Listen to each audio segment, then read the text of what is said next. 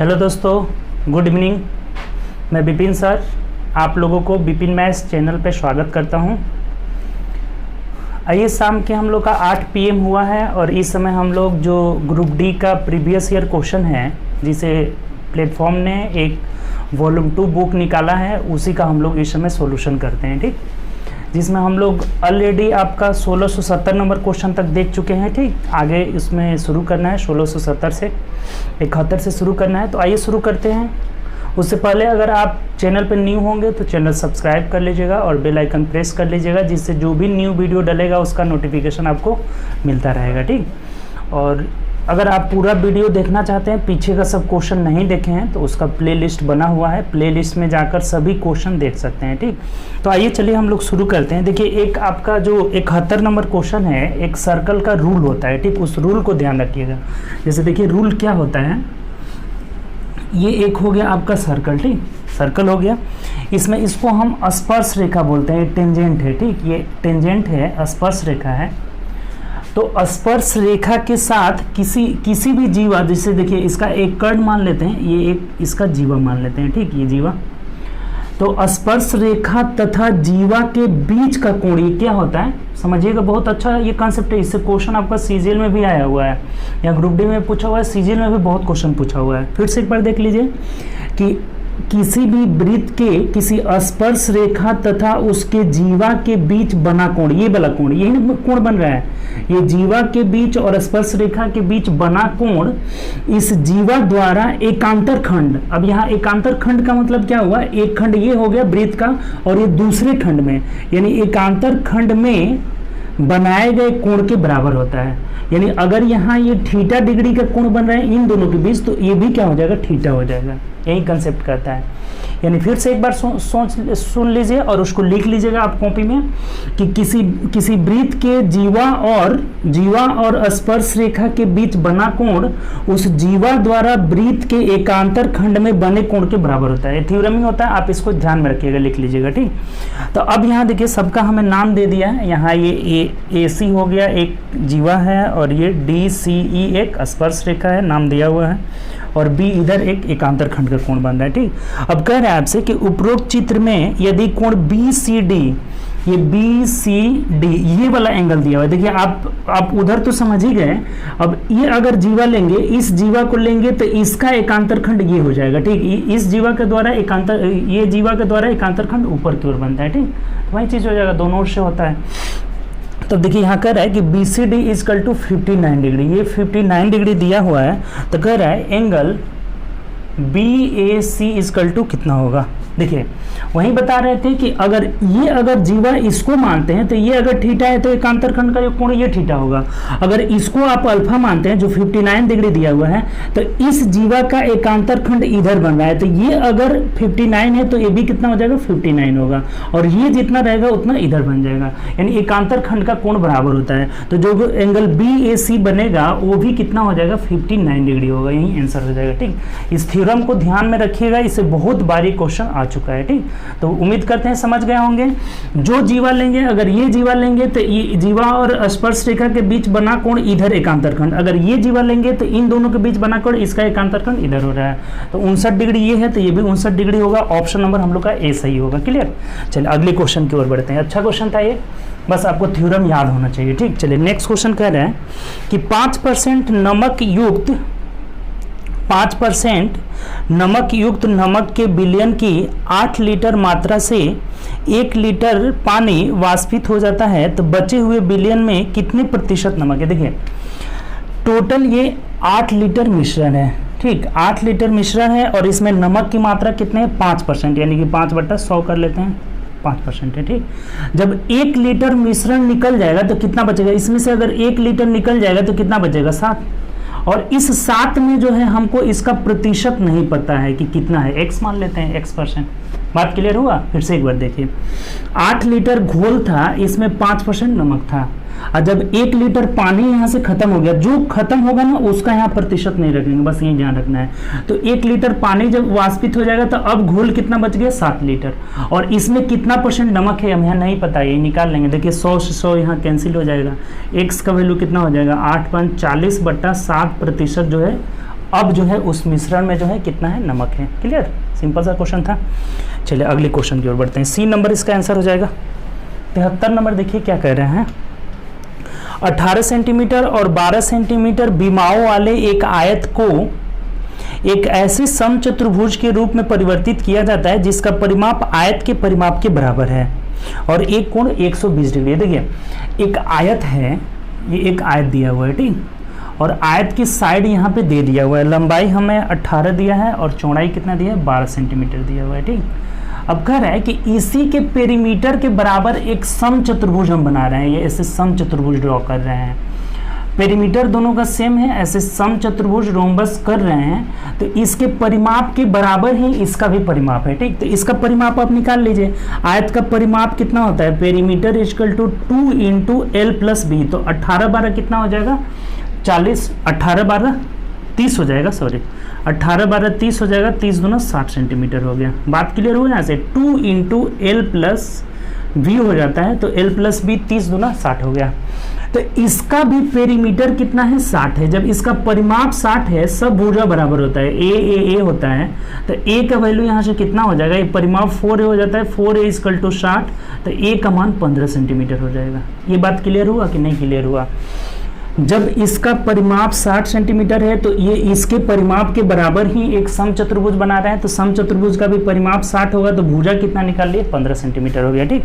अब देखिए हमें कह रहा है कि इसका एक कोण 120 डिग्री है। ये जो बड़ा वाला कोण है ना, ये 120 डिग्री है। देखिए ये 120 है ना, तो ये 60 डिग्री हो जाएगा, क्योंकि दोनों का 180 डिग्री होता है, एक ही ओर का अंतर हो।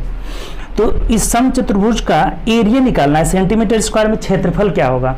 अब एक बात देखिए कि जब इस डायगोनल को जब हम मिलाते हैं, और इसमें और भी क्या होता है ना, समचतुर्भुज का प्रॉपर्टी थोड़ा सा देख लीजिए, आमने सामने के कोण बराबर होते हैं। ये 120 है तो ये भी क्या हो जाएगा, 120 होगा। और जब इसके विकर्ण को ये मिलाएंगे ना, तो ये इसको डिवाइड करेगा, एंगल बाइसेक्ट करता है। यानी कि एंगल बाइसेक्ट मतलब ए भी 60 डिग्री, ए भी 60 डिग्री हो जाएगा। तब देखिए ये 60 डिग्री का एक क्या बन जा रहा है, एक इक्विलेटरल ट्रायंगल, यानी कि समबाहु त्रिभुज बन जा रहा है।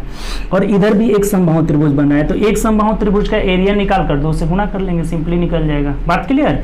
ए का वैल्यू हमें 15 सेंटीमीटर पता हो गया है, तो 15 15 सब 15 15 हो जाएगा, ठीक। तब एरिया क्या हो जाएगा इसका, देखिए कितना इजीली हम लोग निकाले।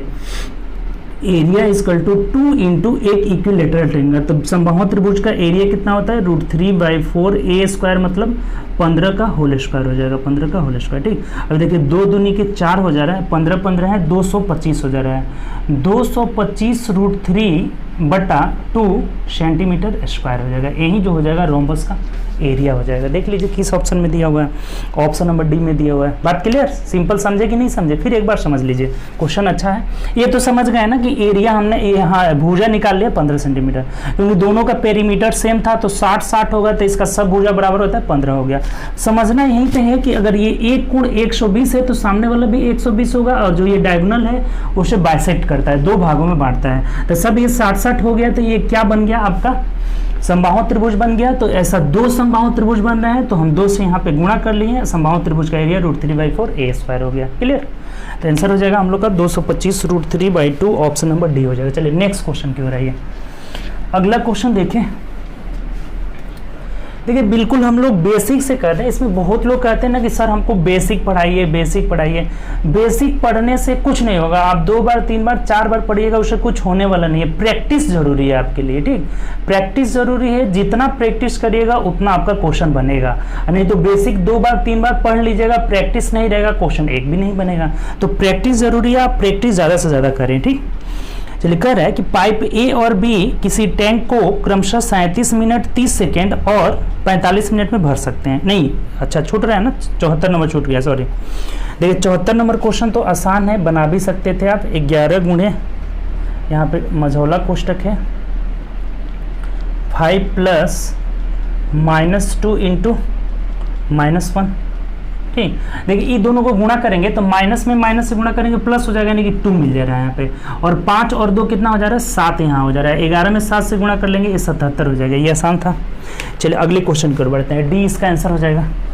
नेक्स्ट क्वेश्चन कह रहा है कि पाइप ए और बी किसी टैंक को, देखिए ए जो है 37.5 मिनट, 37 मिनट 30 सेकेंड का मतलब क्या हुआ, 37 पूर्णांक 30/60 करेंगे तो ये 1/2 आ जाएगा, 1/2 कर लेते हैं, यानी 37 दूना 74, एक 75/2 हम लिख देते हैं। ठीक, 37.5 मिनट, इसका मतलब क्या हुआ 75/2 मिनट। ठीक, अब चलिए इसको मिटा देते हैं। और बी इसे 45 मिनट में, बी कितना देर में लगाता है 45 मिनट में भर सकते हैं यदि दोनों पाइप एक साथ खोल दिए जाए। अब तो टोटल वर्क यहाँ पहले निकाल लीजिए, टोटल वर्क एलसीएम कितना हो जाएगा 15 × 45 और 15×5 75, यानी 225 हो जा रहा है। एलसीएम कितना आ गया 225 आ गया। तो ये टाइम हो गया। अब क्षमता हम निकाल लेते हैं। क्षमता निकालने के लिए इसे भाग देंगे, तो देखिए 75 से भाग देंगे तो कितना मिनट में चल जाएगा, 3 मिनट में चल जाएगा ना, 5 × 15 और 3 दूना ये 6 हो जाएगा। इसका क्षमता कितना हो जाएगा 6। 75/2 से हमें भाग देना होगा, तो ये 3 मिनट में कटेगा, 3 दूना 6, और ये 45 से भाग देंगे तो कितना हो जाएगा आपका 5 हो जाएगा। 5 × 25 = 25, 5 × 4 = 20। ठीक, दोनों का क्षमता निकाल लिए। अब क्या करें, आगे पढ़िए। क्वेश्चन बोला है तो पाइप बी को कितने डैश डैश बाद बंद कर देना, यानी कितने मिनट बाद बंद कर देने पर टैंक को भरने में कुल 30 मिनट लगते हैं। अच्छा, एक चीज़ बताइए, जैसे मान लीजिए ये एक टैंक को भर रहे हैं ए बी पहले शुरू में काम कर रहे हैं और बी यहाँ पे बंद हो जाता है, यानी अकेला ए काम करता है। इसका कहने का मतलब ये हुआ कि ए तो लगातार काम कर रहा है ना, ए नहीं रुक रहा है, बी बंद हो रहा है। तो बी कितने देर बाद बंद हो रहा है, यही हमें पूछा हुआ है। तो सिंपल सा क्वेश्चन है, ये 20 मिनट में भरा हुआ है, तो इसका मतलब ए 30 मिनट में, तो ए 30 मिनट तक लगातार चल रहा है। तो ए का क्षमता अगर 6 है तो ये 30 मिनट में कितना भरेगा, 36 18 180 ए अकेले भरा हुआ है। तो टोटल 225 है, इसमें से 180 ए भरा हुआ है, तो बी का निकाल लेंगे तो ये क्या हो जाएगा, घटा देंगे तो बी का निकल जाएगा, 5 हो जाएगा। 12 में से 8 या 4, 45 जो है बी भरा हुआ है। तो अब बी को 45 भरने में कितना समय लगा होगा, तो 45 बटा इसका क्षमता 5 है, यानी कि 9 मिनट का समय लगा हुआ। इसका मतलब ये हुआ कि 9 मिनट में बी इधर चला और उसके बाद बंद हो गया था। ठीक, तो यही हम लोग का आंसर हो जाएगा, बी 9 मिनट के बाद बंद हो जाता है, ऑप्शन नंबर सी हो जाएगा। क्लियर, समझ गए होंगे। टोटल यहाँ टाइम दिया हुआ था, हमने यहाँ पे टोटल वर्क निकाल लिया। अब ये बोल रहा है कि क्षमता भी निकाल ली, कह रहा है कि बी कितना देर बाद बंद हो जाए कि टोटल 30 मिनट में भर जाए। तो ए 30 मिनट चल रहा है तो 180 भरा है, तो 180 का ए का घटा लिया, यानी कि 45 बी भरा है। अब बी का क्षमता 5 है तो इसे भाग दे दी, यानी कितना मिनट में भरा है, 9 मिनट तक भरा हुआ है 45। ठीक, चलो अगली क्वेश्चन की ओर बढ़िए। 76 नंबर क्वेश्चन देखिए क्या कह रहा है। 76 में बोला हुआ है कि एक पार्क में मौजूद एक पर्स में मौजूद पैसों में से 1/5 हिस्सा निकाल लिया गया। 1/5 हिस्सा निकाल लिया गया। ठीक, 1/5 हिस्सा निकाल लिया गया। शेष बचे हिस्सा का, यहाँ पे शेष का 1/12 भाग 7 रुपये 40 पैसा है। तो आरंभ में कितने परसेंट, देखिए जब भी इस तरह का क्वेश्चन आए ना तो 12 और 5 का एलसीएम कितना हुआ 60, हम टोटल को यहाँ पे 60 मान लेते हैं। अगर इस 60 में से 1/5 हम हटा लेते हैं तो 1/5 यानी कि 12 हो जाएगा। 60 का 1/5 कितना हो जाएगा, 12 हो जाएगा। तो जब 12 निकाल लिए तो ये शेष कितना बचेगा, 60 में से अब 12 निकलेगा 48 बच जाएगा। तो 48 का 1/12 भाग कितना के बराबर है, यहाँ क्वेश्चन में दिया हुआ है, यानी कि 7 रुपये 40 पैसा के बराबर है। बात क्लियर, फिर से एक बार समझिए। टोटल हमने 60 मान लिया, तो 60 का 1/5 कितना हो गया 12, तो इसमें से 12 निकाले, यानी कि शेष कितना बच रहा है 48, और इस 48 का 1/12 भाग इतना के बराबर, यानी कि 12 चौके कितना हो जाएगा 48 हो जाएगा। 4 यूनिट का वैल्यू 7.4 है।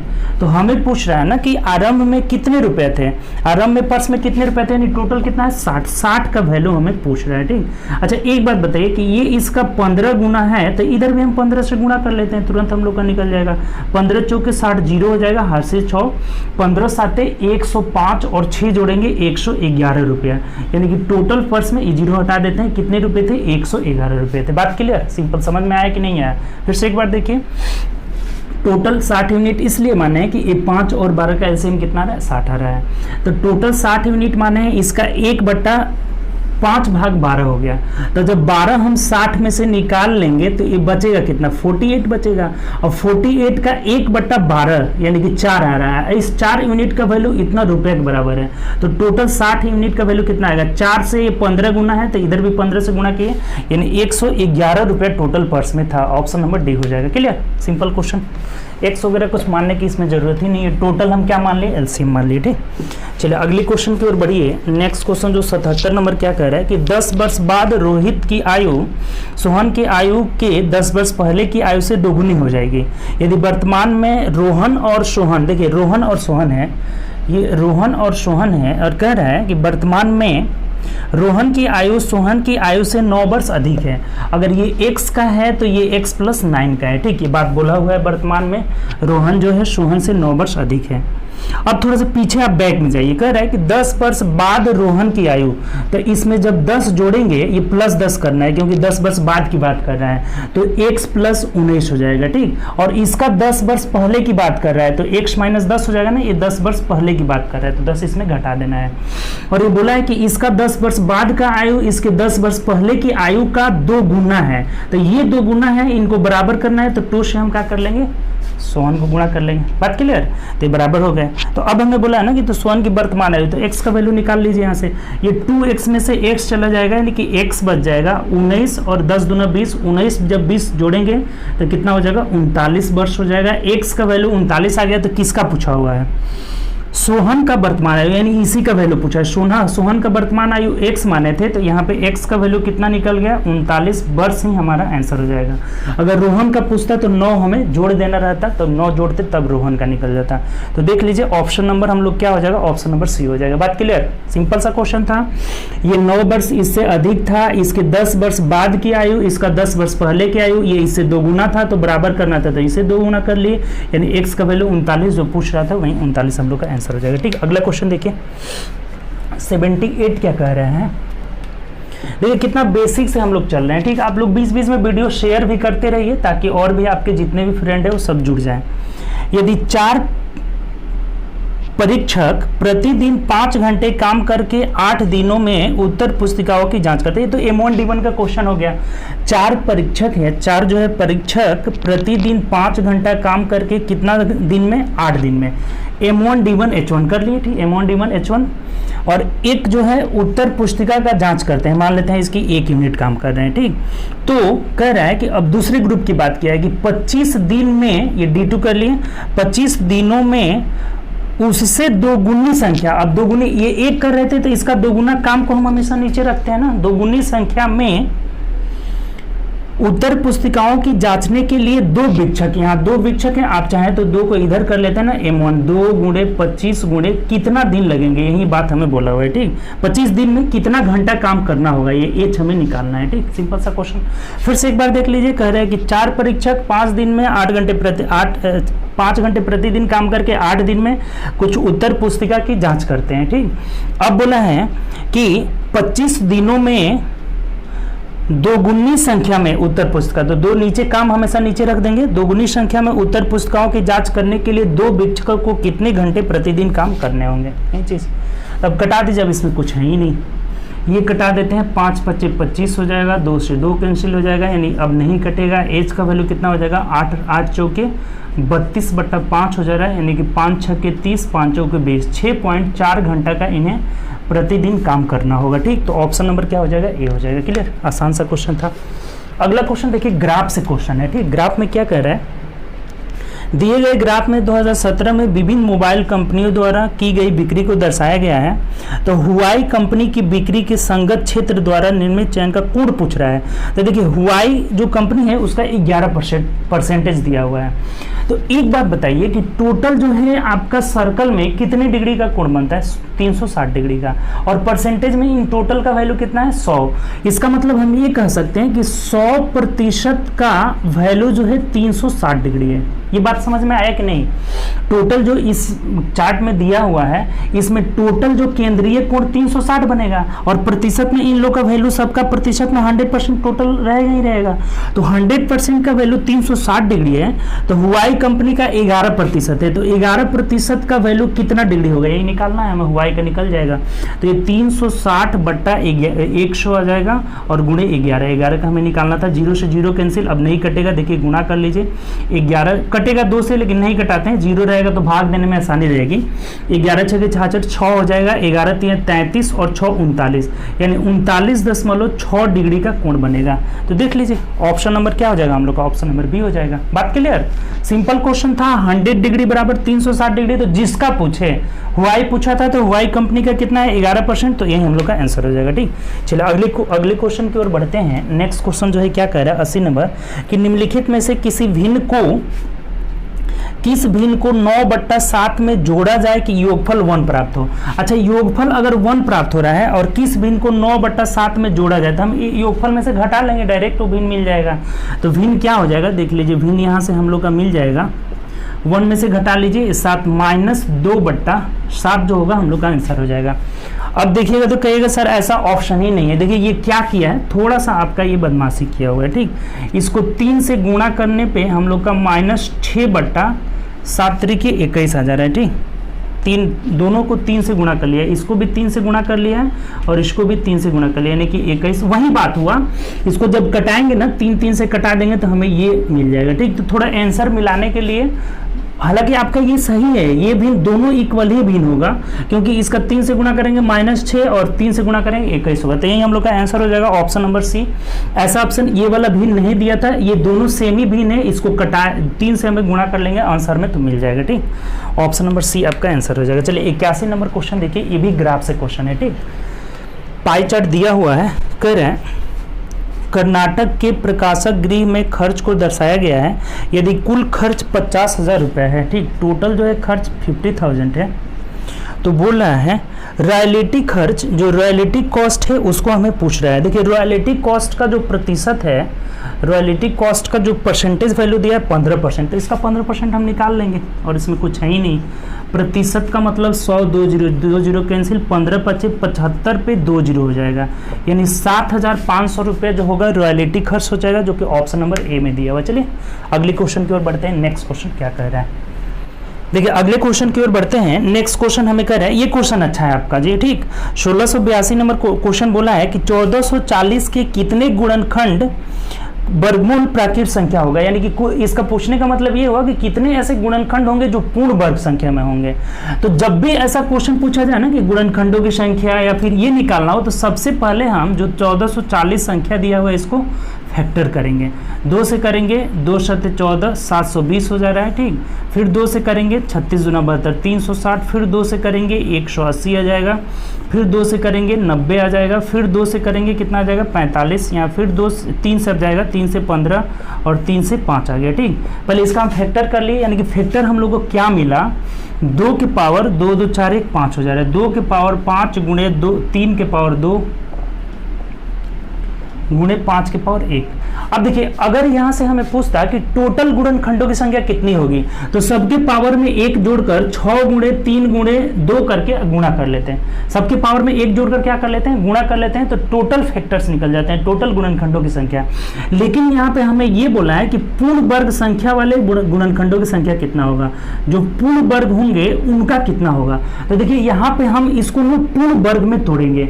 जैसे 2 के पावर जब 2 करेंगे, 2 के पावर 2, तो ये 2 दूनी के 4 निकल जाएगा। और जब 2 के पावर 2 करिएगा तो यहाँ 5 है, तो हमें कितना पावर मिलेगा, 2 मिलेगा। तभी ना 2 दूनी के 4 पावर हो गया और 1 2 एक्स्ट्रा इधर बच जाएगा, 2 के पावर 1 बच जाएगा। ये दोनों मिलकर कितना हो जाएगा, 2 के पावर 5। इसको हमने तोड़ लिया है, नहीं समझे? फिर एक बार समझ लीजिए, 2 के पावर 2 यानी कि 2 दूनी के 4 यहाँ, 2 के पावर 4 को जब हटा लिए तो 1 और 2 के पावर 1 इधर बच जा रहा है। और ये तो ऑलरेडी 3 के पावर 2 जो है पूर्ण वर्ग में ही है, तो इसका पावर 1 कर लेते हैं, यहाँ 5 के पावर 1 कर लेते हैं। तो देखिए पूर्ण वर्ग संख्या यहाँ नहीं बनेगा, यहाँ नहीं बनेगा, यानी यहाँ क्या हो जा रहा है, 4 के पावर 2 हो जा रहा है। इसको जब करेंगे तो 4 के पावर 2 हो गया और यहाँ 3 तरीके 9 के पावर 1 हो गया। हमें हमेशा जब भी पूर्ण वर्ग पर कहे तो इसको पूर्ण वर्ग में बनाना होगा, कभी कहे कि पूर्ण वर्ग घन कितने होंगे तो इसे पूर्ण घन में बनाना होगा। अब क्या करेंगे कि अब पावर पूर्ण वर्ग वाला का पावर कितना है, 2, तो 2 में 1 जोड़ेंगे 3, यहाँ 9 के पावर कितना है 1, तो इस 1 में 1 जोड़ेंगे 2 हो जाएगा, यानी कि 3 दूना 6 गो ऐसी जो होंगे फैक्टर इसके जो कि पूर्ण वर्ग होंगे। तो यही हम लोग का आंसर हो जाएगा। देख लीजिए ऑप्शन नंबर क्या हो जाएगा, डी हो जाएगा। एक बार और समझ लीजिए, ये बहुत अच्छा क्वेश्चन है। एक क्वेश्चन आया हुआ था बहुत पहले, इस टाइप का क्वेश्चन आया हुआ था, 1440 के ऐसे गुणनखंडों की संख्या निकालना है जो पूर्ण वर्ग हो। तो सबसे पहले हम फैक्टर करेंगे। अब इस फैक्टर को हमें पूर्ण वर्ग के पावर के रूप में तोड़ना है। तो यहाँ 2 के पावर 5 को हम 2 के पावर 2 करेंगे तो ये 4 हो जाएगा, और 4 के पावर 2 यहाँ पे 2 दूनी के 4, तो 4 इसमें से निकल जाएगा, 1 और 2 बच जाएगा। और ये 3 के पावर 2 यहाँ तो ये पूर्ण वर्ग के रूप में है ही, और यहाँ से नहीं बनेगा, तो इन दोनों से नहीं बनेगा, उसको हटा दिए। और ये 4 के पावर 2 हो जा रहा है, 9 के पावर 1, यही दोनों ऐसे यहाँ बनने वाला जो है जो पूर्ण वर्ग के रूप में बन रहा है। तो इसका पावर 2 है तो 1 जोड़ लिए, इसका पावर 1 है, 1 जोड़े 2, यानी कि 3 दूना 6 जो हो जाएगा टोटल पूर्ण वर्ग संख्या वाले गुणनखंड हो जाएंगे। ठीक, तो आंसर हम लोग का डी हो जाएगा। अच्छा क्वेश्चन है। अगले क्वेश्चन की ओर बढ़िए। 83 नंबर क्वेश्चन क्या कह रहा है?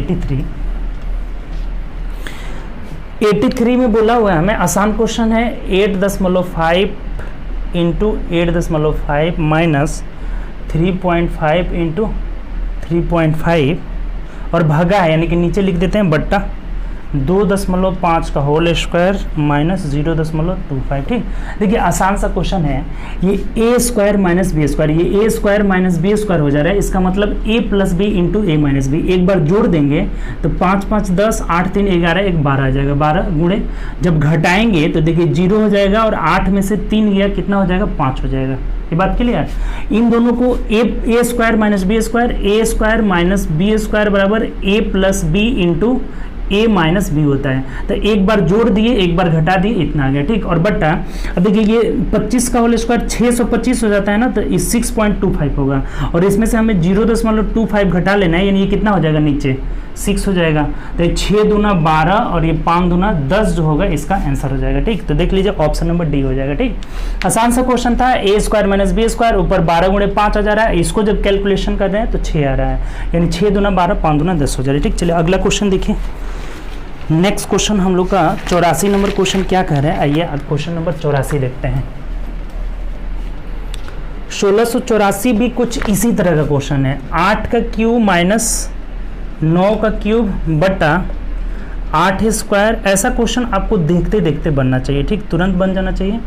देखिए क्या होता है, अगर हम इसको A Q minus B Q के रूप में तोड़ ले तो A minus B into A square plus A B plus B square होता है। ये फॉर्मूला नहीं याद होगा तो आप याद कर लीजिएगा।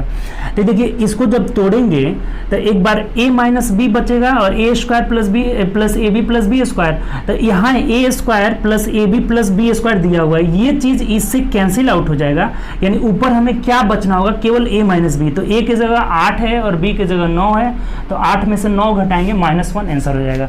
जब भी ऐसा क्वेश्चन आए तो अगर ए क्यू माइनस बी क्यू रहे तो a माइनस बी आंसर हो जाएगा, अगर ए क्यू प्लस बी क्यू रहे तो a प्लस बी आंसर हो जाएगा। अगर नीचे ए स्क्वायर, अब प्लस वाला में यहाँ पे प्लस वाला का फॉर्मूला भी लिख देते हैं। फॉर्मूला आप ध्यान रखिएगा, A cube plus B cube का होता है a plus B into A square minus A B हो जाता है प्लस बी स्क्वायर। इसमें थोड़ा सा ध्यान देने वाला रहता है कि प्लस वाला में यहाँ माइनस होता है, माइनस वाला में यहाँ प्लस होता है, ये चीज़ थोड़ा ध्यान देना होगा। ठीक, तो जब भी ये प्लस वाला रहेगा तो ये नीचे ये प्लस माइनस में दिया रहेगा। ठीक, तब ए प्लस बी आंसर हो जाएगा। यहाँ हम लोग का आंसर क्या होगा? ए माइनस बी, यानी कि -1 हम लोग का आंसर हो जाएगा, option number A. 85 number question आइए, अच्छा क्वेश्चन है। 85 क्या कह रहे हैं कि एक कंप्यूटर गेम में निर्माता और विनाशक हैं, इन दोनों की कुल संख्या 25 है। निर्माता एक महल के चारों ओर दीवार बनाने की कोशिश करता है, जबकि विनाशक इसे गिराने की काम करता है। 2 व्यक्ति हैं मान लीजिए, और एक बना रहा है एक बिगाड़ रहा है। ठीक, कह रहा है प्रत्येक विनाशक अकेले 20 घंटे में दीवार बना सकते हैं, जबकि प्रत्येक जो ये है निर्माता है 20 घंटे में बना रहा है, जबकि विनाशक 15 घंटे में गिरा देता है।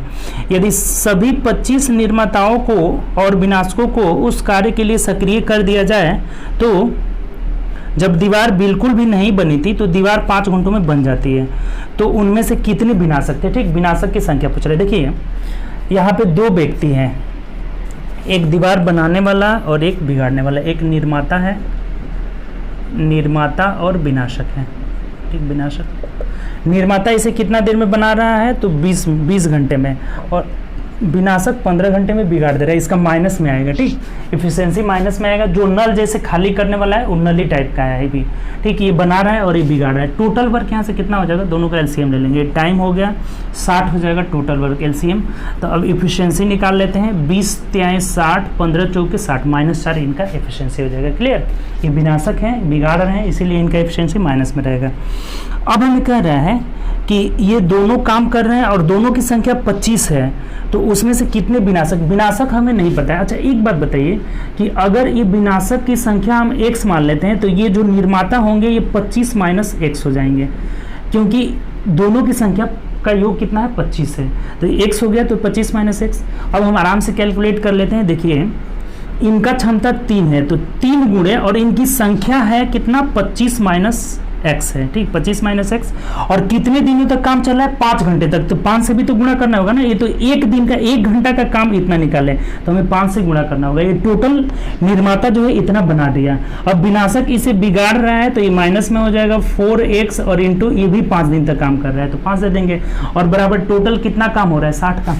कैंसिल आउट खत्म हो गया, इसमें कुछ नहीं है। देखिए यहाँ से क्या हो जाएगा आपका, 25 तिहाई 75 डायरेक्ट कर लेते हैं। 5 तिहाई 15 और 15 में हम 25 से गुणा कर लेंगे। ठीक है, ये 5 तिहाई 15, 15 में आप 25 से गुणा कर लिए तो 15 × 5 = 75, 5 7, 15 दूना 30, 7 375 - 15x - 20x इक्वल टू कितना हो जाएगा, 60 हो जाएगा। तो अब ये भी जाकर इधर माइनस में हो जाएगा। थोड़ा सा कैलकुलेशन और कुछ नहीं। अच्छा, ये 15 और 25 कितना हो जाएगा, दोनों जुड़ जाएगा ना, माइनस में है, तो माइनस का 35x इक्वल टू ये इधर जाकर दोनों जुड़ जाएंगे। ठीक, दोनों माइनस में हो जाएंगे। ये इधर जाएगा तो माइनस में होगा ना, तो ये 60 इसमें से घट जाएगा। ये 300 कितना हो जाएगा, 15 हो जाएगा। ठीक, 375 इधर आ गया, ये माइनस में, तो ये 60 इसमें से घट जाएगा।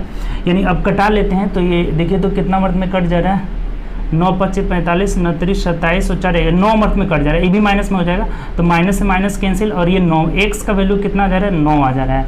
अर्थात विनाशक कितने थे, 9 थे। बस यहाँ कुछ नहीं था। फिर एक बार समझ लीजिए, निर्माता 20 घंटे में बनाता है, विनाशक 15 घंटे में बिगाड़ देता है, तो टोटल वर्क 60 हो गया। इसका क्षमता 3, इसका क्षमता -4 हो गया। इनकी संख्या हमें नहीं पता है, दोनों की संख्या। इसका मान लेते हैं x, इसका निकालना है, तो ये 25 - x हो जाएगा। तो ये गुणा करेंगे तो इतना इनकी इतना बनाया है, और कितने दिन का है, 1 दिन का है, तो 5 दिन काम किया है। ये भी 4x बिगाड़ रहा है, कितना दिन तक, 5 दिन तक, तो 5 से गुणा करिए। टोटल कितना बनाना है, इन्हें 60 बनाना है टोटल वर्क। तब यहाँ से हम निकाल लिए x का वैल्यू कितना रहा है, 9, जो कि यही हम लोग विनाशक की संख्या माने थे x, तो यही हम लोग का आंसर हो जाएगा। ठीक, 9। अगर यही पूछता कि ये निर्माता की संख्या कितना है, तो 25 में से 9 घटा देते तो 16 हो जाता। चलिए अगला क्वेश्चन है, ये 86 नंबर क्वेश्चन क्या कह रहा है, 86। अच्छा क्वेश्चन था ये। 86 बोला है कि साजिन ने 1000 रुपये में 2 कुर्सी खरीदी, उसने 20% के लाभ पर, और दूसरी को, देखिए पहला को 20% लाभ पर बेच रहा है, तो 120/100 हो जाएगा। ठीक, और दूसरे कुर्सी को 20% हानि पर, तो हानि वो बेचेगा तो 80/100 हो जाएगा। और दोनों का विक्रय मूल्य बोला है बराबर हो जाता है, तो 100 से 100 कैंसिल, 40 तिहाई 120, 40 दूना 100, 40 दूना 80, यानी 1/2 का जो रेशियो निकल जा रहा है कितना हो जाता है, 2/3 हो जाता है। ये क्रय मूल्य का रेशियो निकल गया। ये 1 का क्रय मूल्य 1 ही रहने दे, 2 का 2 क्रय मूल्य, तो टोटल क्रय मूल्य यहाँ से 5 हो जा रहा है। और उधर कितना दिया है, टोटल क्रय मूल्य 1000 रुपये है। 5 यूनिट का वैल्यू 1000 है, और दोनों का क्रय मूल्य पूछा हुआ है, तो 1 यूनिट का वैल्यू यहाँ से 200 निकल जाएगा। तो 2 यूनिट का वैल्यू 400 रुपये, और 3 यूनिट का वैल्यू कितना हो जाएगा, 600 रुपये। तो यही हम लोग का आंसर हो जाएगा, 400 रुपये, 600 रुपये। पहला प्रकार का क्रय मूल्य 400 और दूसरा का 600, जो कि ऑप्शन नंबर बी में दिया। बहुत आसान क्वेश्चन है, सिंपल सा क्वेश्चन है। 1 का 120/100, 2 का 80/100, 0 कटा, इस रेशियो में इनका क्रय मूल्य बढ़ जाएगा। 2:3 के रेशियो में बांट दिए, 400 और 600 रुपये आ जा रहा है। ठीक, अगले क्वेश्चन की ओर आइए। मान लिया जाए कि घनाभ का आयतन भी है, तो घनाभ का आयतन क्या होता है, V = LBH होता है। ठीक, लंबाई गुणे चौड़ाई गुणे ऊंचाई। अब कह रहा है यदि लंबाई और ऊंचाई को 2 गुना कर दिया जाए, यहाँ से लंबाई को 2L कर लेते हैं, ऊंचाई को कितना कर लेते हैं, 2H कर लेते हैं। ठीक, और चौड़ाई आधी कर लिया जाए, चौड़ाई आधी मतलब क्या है, B/2 कर लेते हैं, तब जो है ये आयतन कितना हो जाएगा। देखिए यहाँ से आयतन ये कितना हो जाएगा, आयतन इक्वल टू, तो देखिए 2 से 2 कट जाएगा, यानी कि 2LBH, और LBH को क्या माने, भी, यानी कि 2 भी हो जाएगा, 2 गुना हो जाएगा यहाँ से आयतन। बात क्लियर हुआ कि नहीं? सिंपल क्वेश्चन था, बोला था लंबाई चौड़ाई को 2 गुना और ऊंचाई को आधा, तो 1 2 से 2 कैंसिल हो जाएगा, यानी कितना हो जाएगा, इसका वॉल्यूम 2 गुना हो जाएगा। 1 2 से 2 कैंसिल, यानी कि जो आयतन होगा 2 गुना हो जाएगा। ऑप्शन नंबर ए हम लोग का आंसर हो जाएगा। ठीक, चलिए अगला क्वेश्चन, ये आसान सा क्वेश्चन था। देखिए नेक्स्ट क्वेश्चन की ओर बढ़ते हैं। अगला क्वेश्चन हम लोग का कह रहा है कि एक ईंट के 9/16 हिस्सा 9/16 हिस्सा का भार 27/8 kg है। ठीक, ये दिया हुआ है। तब बोल रहा है ना कि 7/12 हिस्सा का भार कितना होगा, तो एक एक नियम से निकाल लीजिए। ये 27/8 और इसको भाग देंगे कितना से, 9/16 से, तो डायरेक्ट हम कर ले क्या, ऊपर 16 चला जाएगा, ये डायरेक्ट हो जाएगा 16/9 हो जाएगा। जब 9/16 से भाग देंगे तो ये उलट जाएगा 16/9, तो 1 यूनिट का वैल्यू इतना हो गया। अब हमें 7/12 से गुणा कर लेना होगा, तो 7/12 यूनिट का वैल्यू निकल जाएगा। देख लीजिए, यह 29 27 हो जाएगा, और ये क्या हो जाएगा, 3 चौके 12 और 4 से कटा लेते हैं, 4 चौके 16 और ये कर लेते हैं 4 दूना 8, यानी कितना केजी हो रहा है, 7/2 kg जो हो रहा है आंसर आ जाएगा। ठीक, जो कि ऑप्शन नंबर किस में दिया है, बी में दिया हुआ है। इतना का वैल्यू इतना kg, तो इतना का वैल्यू पूछा हुआ था, जो कि कितना आ जा रहा है, 7/2 kg, ऑप्शन नंबर डी। अगला क्वेश्चन देखिए, 89 नंबर क्वेश्चन क्या कहा है। 89 में बोला है कि √8 फिर प्लस -8 है, प्लस √284 प्लस √13 प्लस √144, इसी का हमें मान निकालना है। बोला इसका वैल्यू क्या होगा। देखिए ये बहुत आसान क्वेश्चन रहता है। इस तरह के क्वेश्चन का जब भी हम सॉल्यूशन करेंगे ना, राइट साइड से करते हैं, दाहिने ओर से करते आते हैं। सबसे पहले इसको तोड़ेंगे, तो 144 का वर्गमूल क्या होगा, 12 होगा, 12 हो गया। अब 12 में 13 जोड़ लेना है, तो 12 13 कितना हो जाएगा, 25, 25 का वर्गमूल 5 हो जाएगा, इसका वैल्यू 5 आ गया। और 284 में 5 जोड़ लिए, 289 आ गया, 289 का वर्गमूल कितना हो जाएगा, 17 हो जाएगा। अब इसमें 17 जब जोड़ेंगे, -8 प्लस 17, तो कितना हो जाएगा, ये 9 हो जाएगा, और 9 का वर्गमूल 3 हो जाएगा, यही हम लोग का आंसर हो जाएगा। ठीक, आसान क्वेश्चन है, दाएँ से आराम से कैलकुलेट करते आएंगे, हम लोग का आंसर आराम से मिल जाएगा। ठीक, ऑप्शन नंबर सी हो जाएगा। अगला क्वेश्चन देखिए, 66,300 रुपये को राम और जॉन के में इस प्रकार विभाजित किया जाता है कि 6 वर्ष के बाद राम का भाग 4 वर्ष के बाद जॉन के भाग के बराबर हो जाता है। राम और जॉन दोनों के लिए जो रेट ऑफ इंटरेस्ट है 10% चक्रवृद्धि ब्याज है, तो उनके भाग क्या होंगे। देखिए यहाँ से थोड़ा समझिएगा, चक्रवृद्धि ब्याज है तो अमाउंट, भाग मतलब अमाउंट हो जा रहा है, दोनों का अमाउंट बराबर हो जा रहा है। राम का जो अमाउंट है, राम का अमाउंट 6 साल के बाद और जॉन का अमाउंट 4 साल के बाद बराबर हो जा रहा है। तो सिंपल सा क्वेश्चन है, जैसे मान लेते हैं राम का प्रिंसिपल P1 है, तो P1 × 1 plus rate of interest 10 ही है बटा 100 के पावर 6 वर्ष का है, और यहाँ जॉन का हम P2 मान लेते हैं, तो P2 × 1 plus rate of interest 10 बटा 100 का पावर 4 हो जा रहा है, और ये दोनों अमाउंट क्या हो जा रहे हैं, बराबर हो जा रहे हैं। सिंपल क्वेश्चन, बात क्लियर हुआ। P1 हम राम को मान लिए हैं, यहाँ राम को मान लिए हैं P1, और जॉन को मान लिए, जॉन को मान लिए P2 मान लिए। ठीक, तो P1 P × 1 प्लस R बटा 100 के पावर n, ये अमाउंट निकल गया दोनों का, दोनों इक्वल है। तो अब यहाँ से हम देख रहे हैं, देखिए यहाँ से ये जो है ये 4 पावर से ये पूरा कैंसिल हो जाएगा, यहाँ 2 पावर बच जाएगा। ठीक, दोनों बेस सीट एक ही है, तो 4 पावर से 2 पावर बच जाएगा। यहाँ से P1 बट्टा P2 का जो रेशियो निकल जाएगा ना, ये उलट जाएगा यहाँ से। अच्छा, इसका वैल्यू कितना आ गया, ये 10 से कटा लेते हैं, ये 10 11/10 का होल स्क्वायर हो जा रहा है, तो ये इधर जब ले जाएंगे तो ये 10/11 हो जाएगा, 10/11 का होल स्क्वायर हो जाएगा, यानी कि 100/121 आ जा रहा है। ठीक, 100/121, तो दोनों मिलकर यहाँ कितना हो गया, 221 यूनिट का वैल्यू। देखिए उधर जो है इनका दोनों का योग कितना है, 66,300 रुपये है। ठीक, ये प्रिंसिपल का योग दिया है 66,300 रुपये। तो जब ये 221 यूनिट का वैल्यू इतना है, तो ये 3 मंथ में कट जा रहा है, 3 मंथ में, यानी 1 यूनिट का वैल्यू कितना निकल जा रहा है, 300 रुपया। तो ये राम का हिस्सा P1 हो गया, राम का हिस्सा कितना हो जाएगा यहाँ से, तो 30,000 रुपये हो जाएगा, और ये जो है जॉन का हिस्सा है 121, तो जॉन का हिस्सा कितना हो जाएगा, 121 में 3 से गुणा करेंगे, 3 6 3 हो जाएगा, और 2 जीरो लगा लेंगे, यानी 36,300 रुपये हो जाएगा। तो यही हम लोग का आंसर हो जाएगा। राम का हिस्सा 30,000 और जॉन का हिस्सा 36,300 रुपये हो जा रहा है। तो देख लीजिए ऑप्शन नंबर किस में है, ऑप्शन नंबर बी में दिया हुआ है। बात क्लियर कि नहीं, नहीं क्लियर तो एक बार और देखिए, चक्रवृद्धि ब्याज था, इसका मतलब अमाउंट की बात कर रहा था, तो अमाउंट बराबर ए बराबर पी इंटू 1 प्लस आर बटा 100 होता है। तो हम यहाँ पे जो राम का P1 मान लिए, जॉन का P2, तो इसका इतना हो गया अमाउंट, इसका इतना हो गया, दोनों इक्वल है। अब दोनों का रेट ऑफ इंटरेस्ट सेम था, तो ये पावर से यहाँ कट जाएगा, ये 6 पावर था तो 4 घट जाएगा, पावर घट जाता है ना, गुणा में भाग देते हैं तो ये 2 बच जाएगा, यानी रेशियो इतना आ जा रहा है इनके हिस्सा का। तो हिस्सा का रेशियो 100:121, यानी 221 यूनिट का वैल्यू 66,300 रुपये है, तो 1 यूनिट का वैल्यू 300, 100 यूनिट का वैल्यू 30,000 और 121 यूनिट का वैल्यू 36,300 रुपये हो जाएगा। यही आंसर हो जाएगा ऑप्शन नंबर बी। अगला क्वेश्चन देखिए, ये भी बढ़िया क्वेश्चन था, 91 नंबर क्वेश्चन है। ये क्या कह रहे हैं, 91 नंबर क्वेश्चन बोला है हमें कि एक 98 प्रश्नों को हल करता है और उसे 202 अंक प्राप्त होते हैं। यदि हर सही उत्तर के लिए 4 अंक दिए जाते हैं और गलत उत्तर के लिए 1 अंक काट लिए जाते हैं, तो एक्स द्वारा कितने प्रश्नों को गलत उत्तर दिए। देखिए इस तरह के क्वेश्चन को ना एक दिन बताए थे, एलिगेशन से बहुत आसानी से बना लेंगे। देखिए ये सही वाला ले लेते हैं और इधर गलत वाला ले लेते हैं। एक बात बताइए कि अगर ये टोटल क्वेश्चन सही कर लेता, 98 को टोटल क्वेश्चन है, अगर सब सही कर लेता तो इसे कितना नंबर मिल जाता, तो 4 से गुणा कर लेंगे।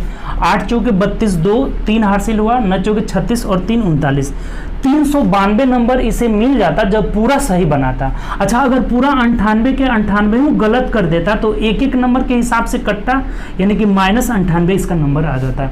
लेकिन ओवरऑल आया कितना है इसका, तो 202 नंबर आया है। ठीक, कितना नंबर आया है, 202 नंबर। तो अब एलिगेशन लगा दीजिए, सिंपल क्वेश्चन हो गया। बात समझे कि नहीं समझे, अगर ये चारों क्वेश्चन सही बना देता, नहीं सॉरी 98 क्वेश्चन सही बना देता तो 4-4 के हिसाब से इसे इतना नंबर मिल जाता। अगर 98 गलत बनाता तो 1 नंबर के हिसाब से -98 इसका कट जाता। लेकिन इसे आया कितना है, ओवरऑल 202 आया है, तो रेशियो यहाँ से निकल जाएगा, आराम से हम संख्या निकाल लेंगे। तो रेशियो देखिए, इसमें से हम इसको घटाएंगे तो ये 0 आ गया, 9 आ गया, 190 आ जा रहा है। ठीक, अब इधर से इसमें इसमें घटाना होगा, इसमें से इसको घटाएं तो अब इसमें से घटाएंगे, तो देखिए 12 में से 8 ये जुड़ जाएगा ना, सॉरी ये जुड़ जाएगा। जब ये हम इसे 202 में से घटाएंगे -98 तो ये प्लस हो जाएगा ना, तो 8 2 10 कर 0 हासिल 1, 9 1 10 0, 300 आ जा रहा है। ठीक, तो 300:191 हो जाएगा। रेशियो 0 से 0 कट गया, यानी कि 30 अनुपात, इसको अब मिटा देते हैं, इसका जरूरत नहीं है, 30:39 में बढ़ जाएगा। तो 30:39 कितना हो जाएगा, 49 का वैल्यू 98 क्वेश्चन है टोटल। ठीक, इस 49 यूनिट का वैल्यू 98 क्वेश्चन है, तो 1 यूनिट का वैल्यू 2 क्वेश्चन हो गया। तो हमें बोला है कितना गलत बनाया था, गलत वाला ये ना है, तो 19 यूनिट का वैल्यू कितना हो जाएगा, 19 दूना 38, 38 क्वेश्चन जो है वो गलत बनाया था। अगर पूछता सही कितना बनाया था तो 30 यूनिट का वैल्यू 60 हो जाता, 60 उसने सही बनाया था, टोटल 98 आ जाएगा। बात क्लियर हुआ। अगर रेशियो पूछता तो यहीं से निकल जाता 30:19 के रेशियो में वो सही और गलत का के क्वेश्चन का अटेम्प्ट कर रहा है। नहीं समझे, फिर एक बार समझ लीजिए, टोटल सही बनाता है इतना नंबर आता है, टोटल गलत बनाता है इतना कट जाता है, और इतना आया हुआ है। रेशियो 30:19, 49 का वैल्यू टोटल 98 क्वेश्चन है, तो 1 का वैल्यू 2, तो गलत पूछा था, 19 का वैल्यू 38 हो जाएगा। अगले क्वेश्चन की ओर आइए। बहुत आसानी से इस तरह के क्वेश्चन को आप एलिगेशन से कर सकते हैं। ठीक, अगला क्वेश्चन कह रहे हैं 92, तो फिर से आ गया आसान क्वेश्चन, कह रहे हैं 9.5 गुणे 9.5 माइनस 2.5 इंटू 2.5 बट्टा 1.5 का होल स्क्वायर माइनस 0.25। देखिए वही चीज़ हो गया, a² माइनस b², तो a plus B into A minus B बचेगा। तो एक बार जोड़ेंगे तो 5 5 10 9 2 11 1 12 हो जा रहा है। ठीक, ये 12 हो गया। जब घटाएंगे तो 5 5 0 हो जाएगा, 9 में से जो जाएगा 7 हो जाएगा, और बट्टा अब इसको देखिए 15 15 है, 225 पॉइंट यहाँ आ जाएगा। इसमें जब 0.25 घटा लेंगे तो ये 2 आ जाएगा, 2 6 12 6 7 42 जो होगा हम लोग का आंसर इसका आ जाएगा, यानी कि ऑप्शन नंबर क्या हो जाएगा, ऑप्शन नंबर ए हो जाएगा। ठीक, आसान क्वेश्चन है, a² minus b², a plus B into A minus B हो गया, और इसको कैलकुलेशन करिए, 2 आया, कटा लिए, आंसर 42 आ गया। अगला क्वेश्चन देखिए 92 93 93 क्या कह रहे हैं, एक संख्या का 65% 91 है। संख्या हमें नहीं पता है, मान लेते हैं x का 65% मतलब 100 हो जाएगा। ये कितना है, 91 है। तो पूछा है संख्या क्या होगा, कटा दीजिए, 13 25 65, 13 7 91, 5 से कटाए, 5 से 20 25 100, क्रॉस गुणा कर लिए, x का वैल्यू कितना आ गया, 140 जो है वो संख्या था। तो हम लोग का आंसर क्या आ जाएगा, 140, ऑप्शन नंबर ए आ जाएगा। आसान क्वेश्चन। अगला क्वेश्चन में एक पाई चार्ट दिया हुआ है और इसमें बोल रहा है, देखिए वही वाला अभी एंगल वाला जो क्वेश्चन बनाए थे ना, वही एंगल वाला ही है। उपयुक्त पाई चार्ट से कर्नाटक के एक प्रकाशक घर के व्यय को दर्शाया गया है। राजस्व पर व्यय से संबंधित भाग का कोण पूछ रहा है। अच्छा, अभी बताया था कि टोटल 100 हो जाएगा, तो 100% का वैल्यू टोटल एंगल कितना बनता है, 360 डिग्री।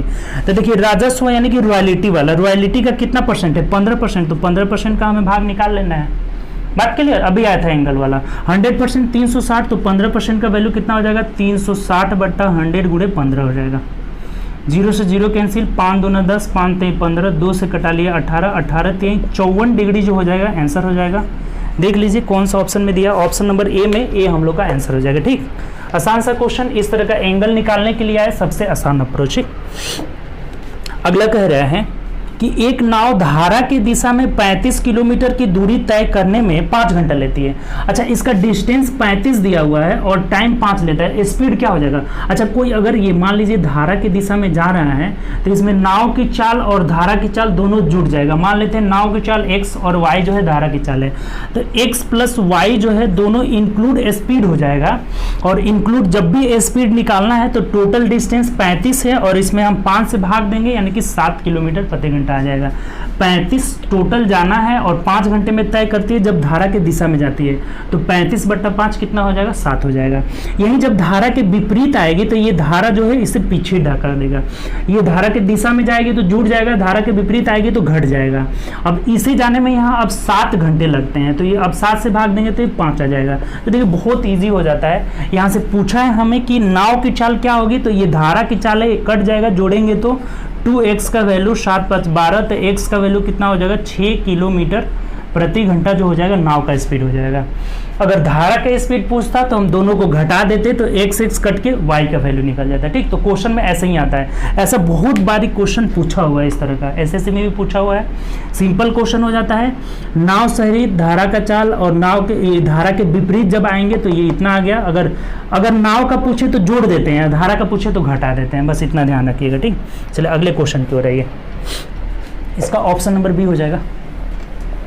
अगला क्वेश्चन देखिए क्या कह रहा है, 96 नंबर क्वेश्चन तो बहुत ईजी है, इससे आसान तो कोई क्वेश्चन ही नहीं हो सकता है। देखते देखते आंसर अभी तक आप निकाल लिए होंगे। ठीक, ये 5 डैश इनफाइनाइट बार है, डैश लगा हुआ है, इसका मतलब अनंत बार है। देखिए इसमें जो क्वेश्चन जो नंबर दिया रहेगा ना वही आंसर हो जाएगा। इंटू में रहे और इनफाइनाइट तक रहे तो वही आंसर हो जाता है। ठीक, आप ध्यान रखिएगा, यहाँ पे कुछ भी रहेगा, 6 6 6 रहता है इनफाइनाइट तक तो 6 ही आंसर हो जाता है, 5 5 6 5 ही आंसर हो जाएगा, n n x x है तो x ही आंसर हो जाएगा। ठीक, तो इससे आसान कोई क्वेश्चन नहीं हो सकता है, ऑप्शन नंबर डी हो जाएगा। ठीक, 97 आइए, 97 क्या कर रहे हैं, ए और सी पाइप पे एक खाली टंकी को देखिए ए और सी भरने वाला है जो कि 60 घंटा में और 48 घंटे में भर रहे हैं, जबकि बी इसे 24 घंटे में खाली कर रहा है। बी यहाँ पे खाली करना है जो कि 24 घंटे में खाली कर दे रहा है। ठीक, तो अब हमें यहाँ कह रहा है कि जब टंकी भरी हुई हो तो तीनों पाइपों को खोल दिया जाए, चालू कर दिया जाए तो 2/3 बार। पहले तो आप टोटल वर्क निकालिए, यहाँ से टोटल वर्क हम लोग का कितना हो जाएगा, इनका एलसीएम ले लेंगे, 15 चौके 60, 12 से करते हैं ना, 12 25 60, 12 चौक 48, 24 आ जा रहा है, यानी कि 12 + 240 हो जाएगा। ठीक, टोटल वर्क हम एलसीएम ले लिए 240। ये टाइम हो गया, इफिशिएंसी निकाल लेते हैं भाग दे करके, तो ये 6 चौको 24 हो जाएगा। 48 से जब भाग देंगे कितना हो जाएगा, 48 5 हो जाएगा ना, 8 5 40, 5 चौके 20, 5 हो जा रहा है और ये -10 हो जा रहा है। ठीक, तो जब तीनों को हम यहाँ से खोलेंगे तो देखिए हर ये टंकी नल क्या करेगा, खाली हो जाएगा, क्योंकि ये लोग भर रहे हैं 5 और 4 9 ही भर रहे हैं, एक खाली कर रहा है 10, यानी कि यहाँ से जब अब तीनों को एक साथ खोलेंगे तो -1 आ जा रहा है। माइनस का मतलब कि खाली हो रहा है। ये जब तीनों एक साथ भरेंगे तो 1 घंटा में 1 यूनिट खाली हो जा रहा है। ठीक, इस बात को समझे कि नहीं।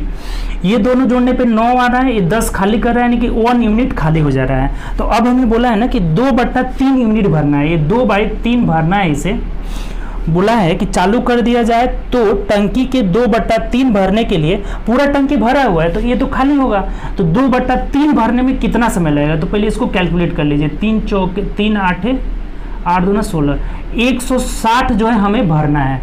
तो 160 भरने में 1 से हम भाग दे देंगे, यानी कितना घंटा लगेगा, 160 ही घंटा लग जाएगा। ये तीनों का एफिशिएंसी 1 आया ना, तो 1 से हम भाग देंगे। इंक्लूड जो एफिशिएंसी है इसी से भाग देंगे। हमें 160 भरने में कितना समय लगेगा, तो 160 घंटा लगेगा, जो कि ऑप्शन नंबर किस में दिया हुआ है, तो ऑप्शन नंबर यहाँ पे ए में दिया हुआ है। ठीक, यही आंसर हो जाएगा हम लोग का।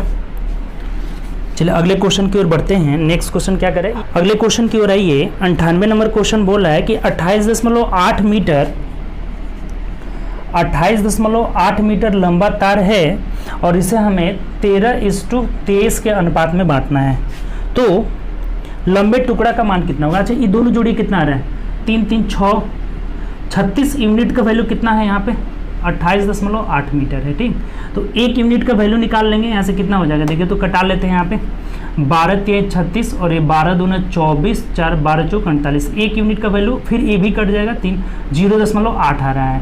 1 यूनिट का वैल्यू 0.8 आ गया, तो बड़ा टुकड़ा पूछा है, बड़ा टुकड़ा 23 ही हो जाएगा ना। तो 23 यूनिट का वैल्यू कितना हो जाएगा, तो 23 गुणे 0.8 कर लेते हैं। 8 तरीके 24 का 4 हो जाएगा, 2 हुआ। ठीक, इधर नहीं दिख रहा है, यहाँ लिख देते हैं। देखिए 8 तरीके 24, 4 2 हासिल, 8 दूना 16, 2 18 हो जाएगा, यानी कि 18.4 मीटर जो है बड़ा वाले खंड की लंबाई हो जाएगा। यानी ऑप्शन नंबर देख लीजिए, ऑप्शन नंबर डी हो जाएगा। बात क्लियर हुआ। टोटल यहाँ से 36 का वैल्यू 28.8 है, तो 1 यूनिट का वैल्यू 0.8 आ गया, कटा कर निकाल लिए। तो हमें बड़ा वाला पूछा हुआ था 23 का वैल्यू 23 से गुना कर लेगा, छोटा वाला पूछता तो 13 से गुना कर लेते हैं। अगले क्वेश्चन आइए। 99 नंबर क्या कह रहे हैं, 16 से 99।